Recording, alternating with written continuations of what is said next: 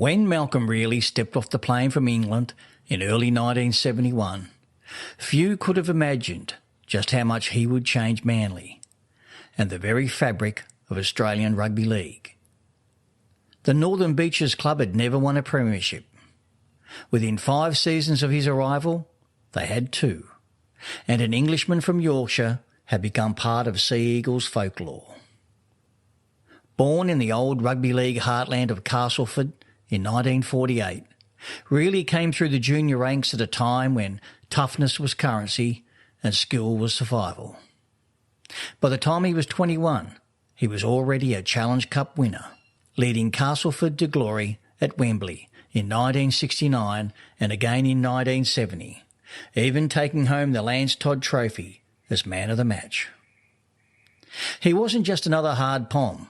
He was a ball-playing lock with the vision of a 5'8" and the toughness of a prop. Then came the 1970 Great Britain Ashes tour to Australia. It was a brutal campaign, but Reilly starred, helping the Lions beat Australia 2-1, the last time Great Britain has ever won the Ashes down under. It was on that tour that Manly boss Ken Arthurson saw his man.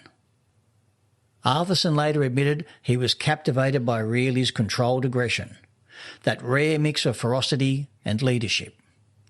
He paid a record transfer fee, around £17,000, to bring him to Brookvale. For Manly, it would prove one of the smartest signings in club history.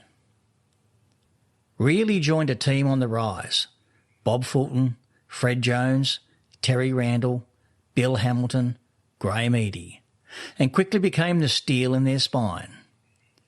He set the tone at training. If you didn't tackle hard, Reilly made sure you did in the next set. He wasn't there to make friends. He was there to win premierships. In 1972, under Ron Willey, Manly finally broke through, beating Eastern Suburbs to claim their first title. Reilly was immense that year, his combination of toughness and smarts transforming the way Manly played. Then came 1973, one of the most infamous grand finals ever. Manly versus Cronulla. A war, not a game. The hits were savage, the defence ferocious, and in the middle of it all was Malcolm Reilly.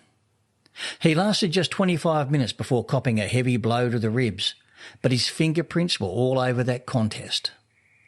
He'd already led the defensive charge, flattening Cronulla forwards and inspiring his teammates. Manly held on 10-7 and Reilly celebrated through the pain, ribs strapped, a grin hidden behind the bruises. That's how legends are made. He played 89 games for Manly from 1971 to 1975, and every one of them left a mark. His influence could be seen in the younger forwards who came through after him, players who learned that intimidation and intelligence could coexist in the same body. When he returned to England, he didn't just fade away. He became one of the most respected coaches in the British game. At Castleford, he guided them to Challenge Cup glory in 1986, defeating Hull Kingston Rovers 15-14 in a thriller at Wembley. From there he took the reins of Great Britain, Leeds, Halifax and Huddersfield. His teams always had a Reilly hallmark: pride, toughness and no compromise. Then came another twist of fate. In the mid-1990s he returned to Australia to coach the Newcastle Knights. And in 1997, in one of the great rugby league stories, he guided Newcastle to their first ever premiership, against, of all clubs, Manly. It was poetic. The Englishman who helped deliver Manly's first title had come back 25 years later to deny them another, coaching a side full of heart and steel that mirrored the way he once played. His achievements were recognised when he was awarded the Order of the British Empire, OBE, in 1991, and in 2014 he was inducted into the British Rugby League Hall of Fame, one of only a select few to earn that honour. Manly and Newcastle still play each other for the Malcolm Reilly Challenge Trophy, a fitting tribute to a man who helped shape both clubs' histories. In April 2025, rugby league fans around the world learned that Malcolm Reilly was undergoing radiotherapy for a spinal tumour. The news spread quickly through British and Australian circles, and as always, the rugby league community rallied around him. In June, before the annual Knights Sea Eagles clash, Manly shared a heartfelt message from Mal himself, short, humble, and full of gratitude. Even while battling illness, his voice carried that same quiet authority it always did.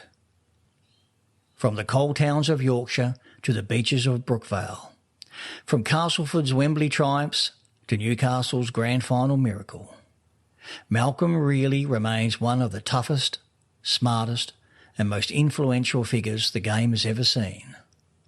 He was the English lion who came to Australia and left a legacy of steel, spirit and respect. A reminder that true toughness isn't just about how hard you hit. It's about how you inspire others to stand tall beside you. I'll leave you with that thought.